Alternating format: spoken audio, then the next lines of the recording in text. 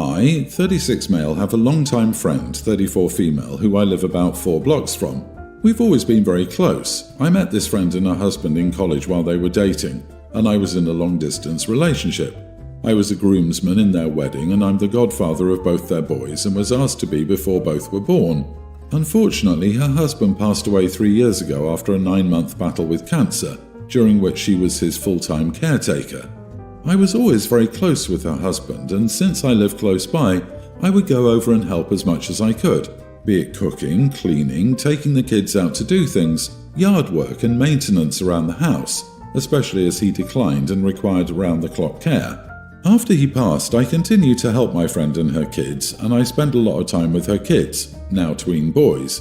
Last year I married my wife, who I started dating after my friend's husband passed, so this isn't new. Since then there have been consistent arguments about my performing husband duties for my friend. Some examples of the things she was upset about. My friend called me when she woke up. A pipe had burst in the ceiling and she couldn't find a plumber who could come out that day. I'm a contractor, so I was able to call a friend and he went over ASAP, and then I headed over and helped her clean up the mess and helped her with talking to her insurance and hiring a remediation company. After that was done, I helped her demo and replace the dry wall. Her car broke down, so I picked up her kids from school and went and played basketball with them while she got it to the shop and grabbed a rental, and then the boys wanted a pizza party, so we grabbed some pizzas and had dinner at the park. She was re-landscaping her backyard and putting in some raised planter beds, and I went over on my day off to help her. My wife is always welcome. She doesn't usually want to go and thinks I should let her figure it out because she's a big girl and she needs to stop acting like I'm her husband. She's even suggested that my friend wants to steal me away from my wife because she needs someone to take care of her. So, am I the idiot for helping my friend?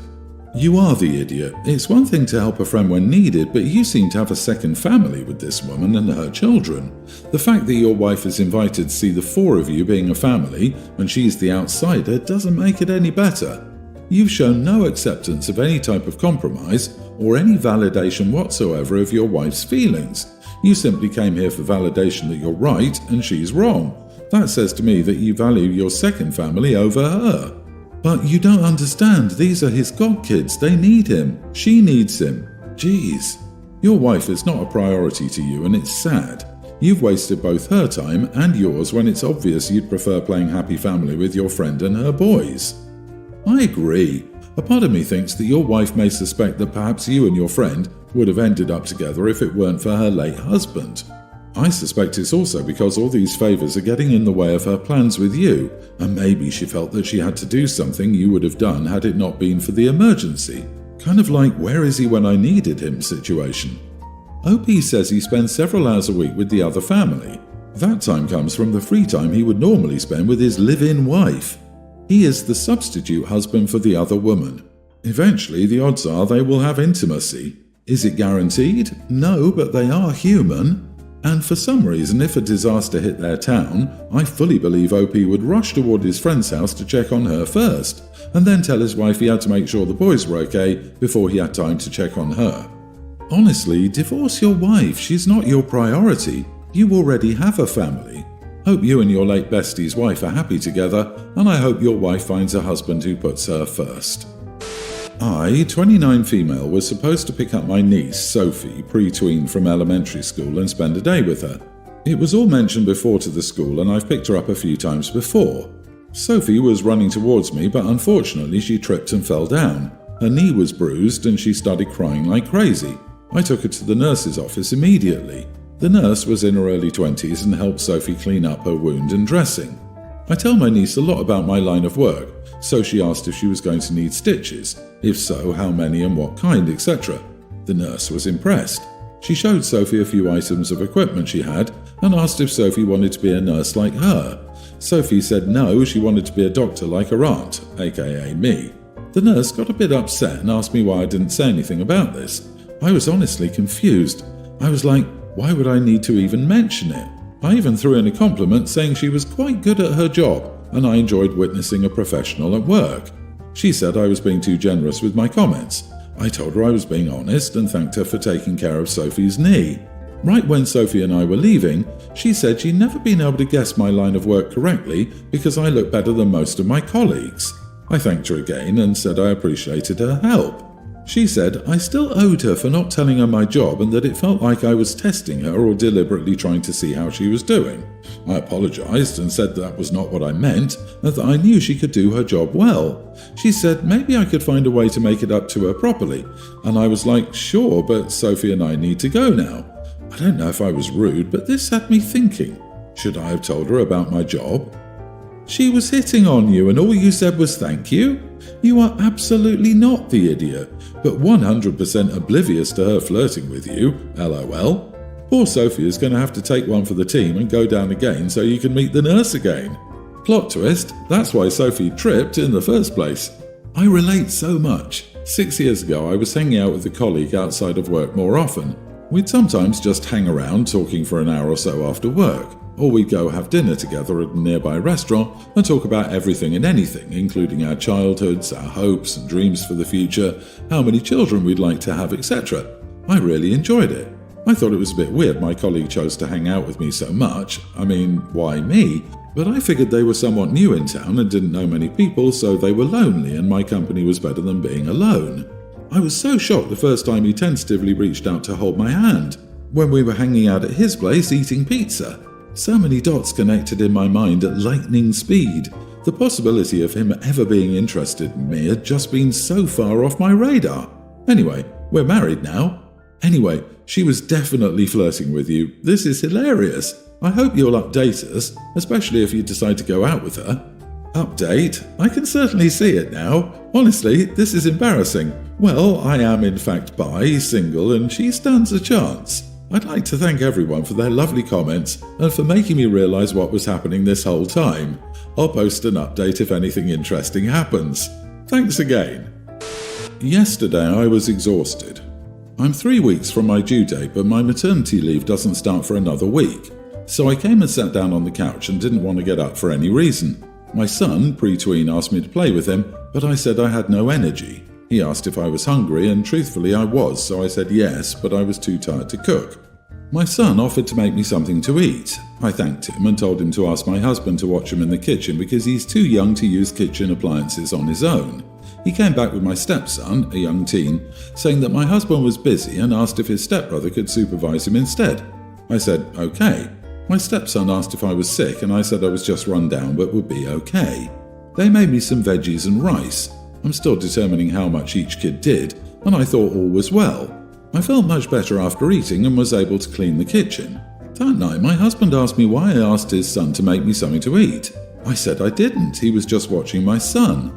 My husband said my stepson did almost everything for him because he was worried he would get hurt, and my stepson was in the middle of a school assignment when my son interrupted him. I said I didn't know that he was busy. He didn't tell me that. He didn't have to help my son when he asked. My husband said my son told my stepson I was sick, so he stopped his assignments and didn't want to be rude. I ended up snapping at him that maybe he should have come out to check on me when my son asked him for help. He said that had nothing to do with the situation and my kid isn't your servant. I was so angry and told him to screw off and not talk to me the rest of the weekend. I made pancakes for breakfast. My husband hates pancakes, for myself and the boys, but he just made himself an omelette and didn't say anything.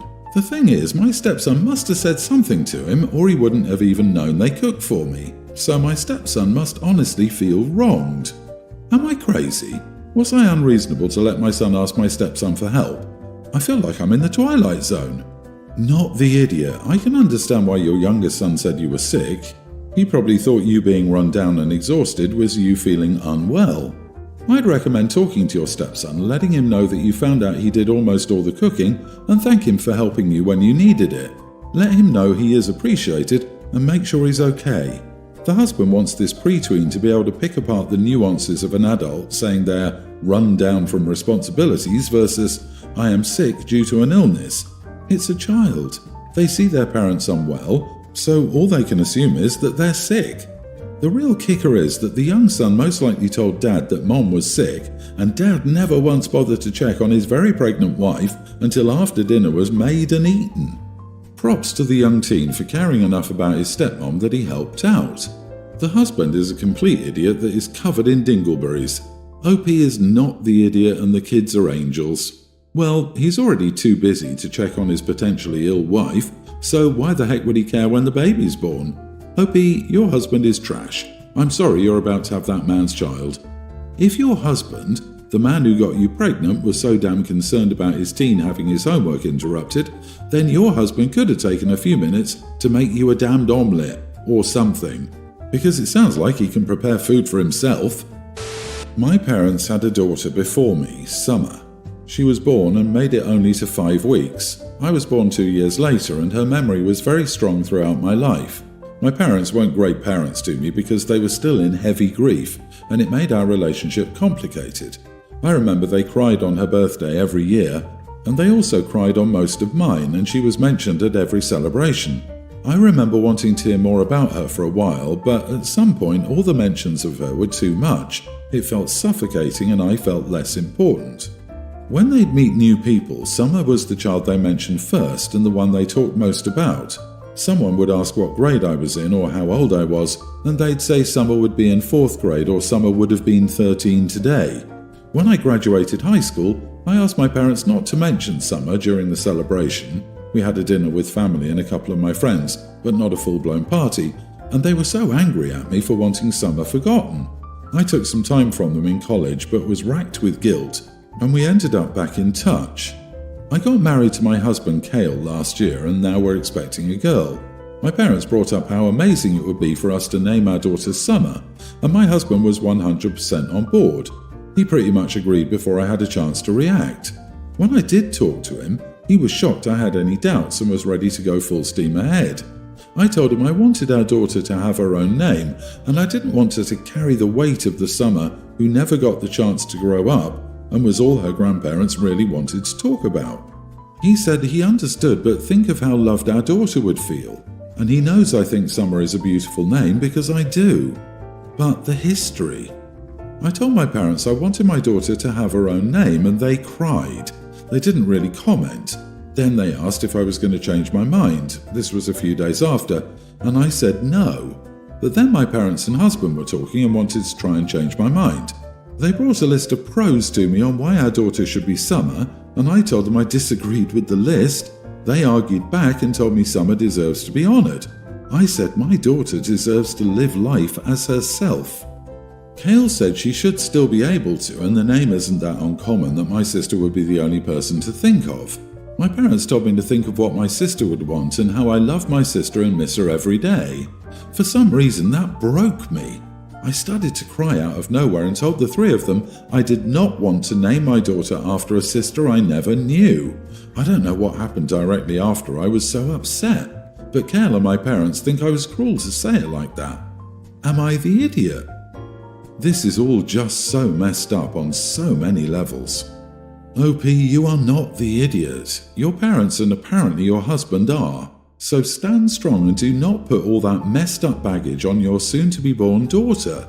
First, tell your husband in no uncertain terms that he will never bring this mess up again. Never. It's incredibly hurtful to you, and it's a trigger to both you and your parents. And it encourages your parents to go back into their BS OP is second to Summer mode. Just no. Second, to shut everyone up, buy the absolutely cutest pet you can find, dog, cat, other, name the pet Summer, and introduce the pet to your parents during the next get-together. That'll shut them up. And we can't name a child after the family pet, right? As to why, because screw your parents and their damn freaking emotional baggage and abuse and BS. Plus, maybe this way, you can build a good association with the name away from your parents' BS. Do this, OP. Get a pet and name it Summer. Done. And get something with a short lifespan, maybe a hamster, goldfish, or go in the opposite direction and get a macaw or tortoise. Here, Mom and Dad, here's a Summer that will last more than a season, so to speak. In fact, it'll outlive us all. I'll bring it to your funerals. OP needs to see this. Your daughter is not a replacement for the child they lost. Your parents need therapy and should have gotten it long ago. I would be preparing for them to be consumed in your daughter's life in a very unhealthy way and to use guilt to force their will on you. Start setting boundaries now and protect your daughter from living a life in the shadow of a corpse. Her husband is a mega idiot. OP, tell him this is a deal breaker.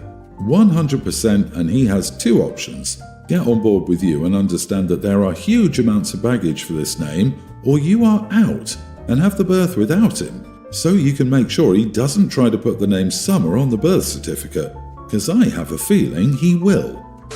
I've been part of the same group since secondary school, and now in our early 30s we still meet up regularly. I'm the only one who doesn't drink, and I also have some food restrictions. This means that my meal is always the cheapest option, and I rarely share a plate with the others, even if everyone else is eating sharing style. So for years I've always had a separate bill, and then the group evenly splits the remainder. It was suggested by a friend years ago, and nobody has ever made an issue. One friend recently brought her new boyfriend, Aaron, to the meal to introduce him to the group. We have a tendency to overorder, so I didn't think it was weird that he has a few drinks and ordered more than one dish. When the bill came and my part was separated out, Aaron started getting annoyed and told me to stop being a cheapskate and pay my share like everyone else.